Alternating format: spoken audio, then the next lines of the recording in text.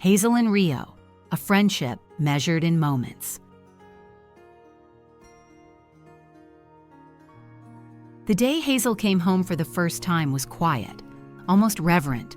No big commotion, no dramatic introductions, just the soft creak of a front door and a baby, barely days old, wrapped tightly in a blanket, and love. Hi, Rio. Hi, Hazel. Hi, guys.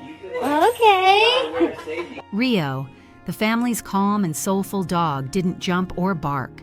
She simply stood there, her tail still, eyes wide with something close to awe. She tilted her head and stepped forward slowly, cautiously, gently. Her nose twitched as she took in the scent of this new, tiny human. That moment lingered. No one said anything. Hazel blinked. Rio blinked back. And without knowing it, a lifelong friendship began.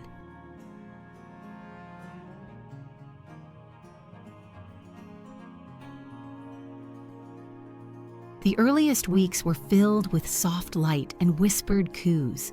Rio would lay near Hazel's rocker, watching quietly as the baby slept.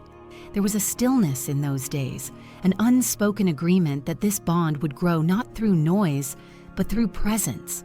They called it the honeymoon phase. Hazel swaddled in cotton, Rio curled nearby like a shadow made of love. Oh my, really?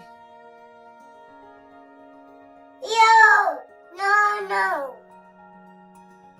As Hazel grew, so did her curiosity. Her little hands began to reach for Rio. At first, she would just pat awkwardly or tug gently on soft fur. Rio never flinched. She simply adjusted, nudging closer, letting Hazel explore her with baby fingers and wide eyes. There was never a single moment of hesitation. It was as if Rio knew, this is my girl. And Hazel seemed to know too, this is my dog.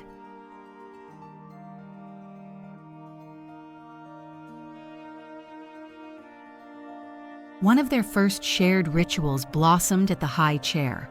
Rio, ever observant, realized that snack time meant opportunity, not for scraps, but for connection. Hazel, gripping her snack cup with both hands, quickly learned the joy of sharing.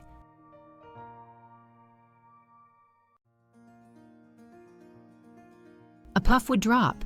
Rio would wait. Another puff. This one held out intentionally through the baby gate. A silent offering, a giggle, a grateful tail wag. It became their routine. Hazel feeding, Rio receiving, both of them learning how to give and take in the most innocent way possible.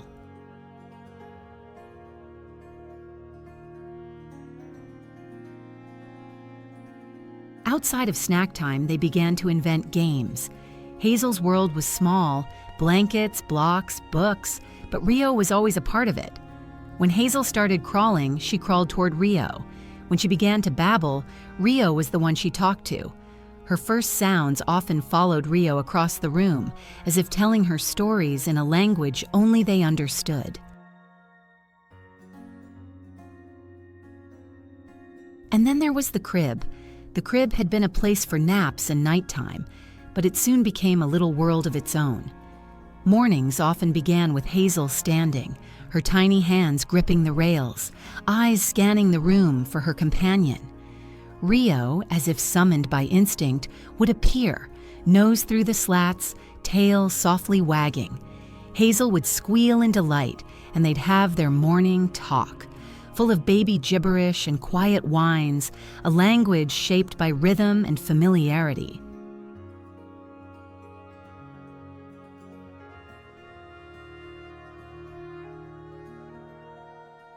Their bond wasn't always tidy. Hazel discovered Rio's water bowl, and with it, a new fascination. She would crawl straight toward it, giggling as she splashed her fingers in the cold water.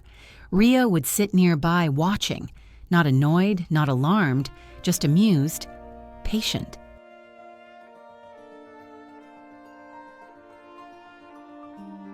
Sometimes Hazel would crawl into Rio's crate, curl up on the blanket and call it hers. Rio would make room, lie beside her, as if the crate had always been a space for two.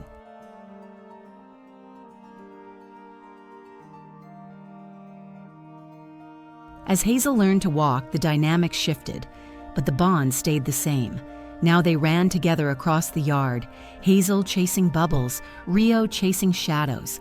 They moved like a pair, like puzzle pieces finding their place again and again.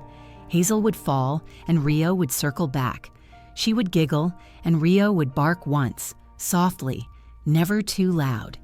They were learning the world, side by side.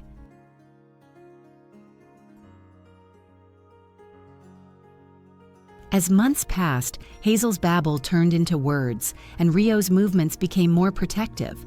The connection deepened. Hazel learned to say Rio's name. She learned to call her when she was sad, to reach for her in moments of joy or boredom. Rio, for her part, was always there, steady, quiet, ready.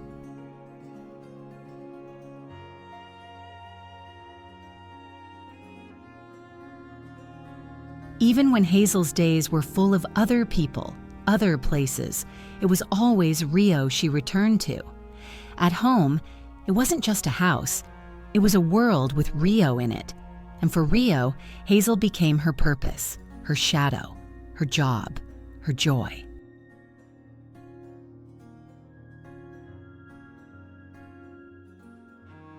This wasn't a story about tricks or obedience. It wasn't about milestones or viral moments.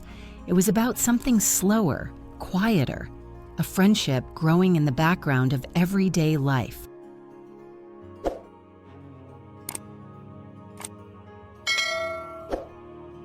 They shared blankets, bites, babbles. They shared tears, tumbles, triumphs.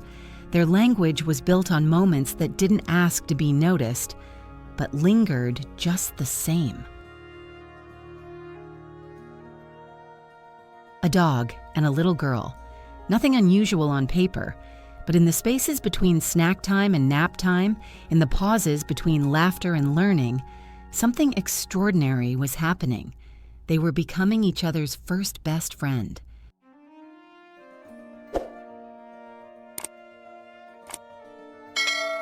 If you've ever watched a child fall in love with a dog, you know what magic looks like. It's not loud, it's not showy. It's in the quiet way they find each other again and again, in the soft routines, in the laughter behind closed doors. Who is that? Hey! Hazel and Rio remind us that connection doesn't always need words. Sometimes it just needs time and someone to stay. And if it meant something to you, give it a little love, a like, a kind thought, or a quiet smile. Because sometimes the smallest gestures keep stories alive. Our team works hard behind the scenes to find and share real-life stories that truly matter. Every video is crafted with care, carefully researched, edited with trusted sources, and always treated with the respect these stories deserve. What you see isn't just made to inspire, it's meant to be real and meaningful.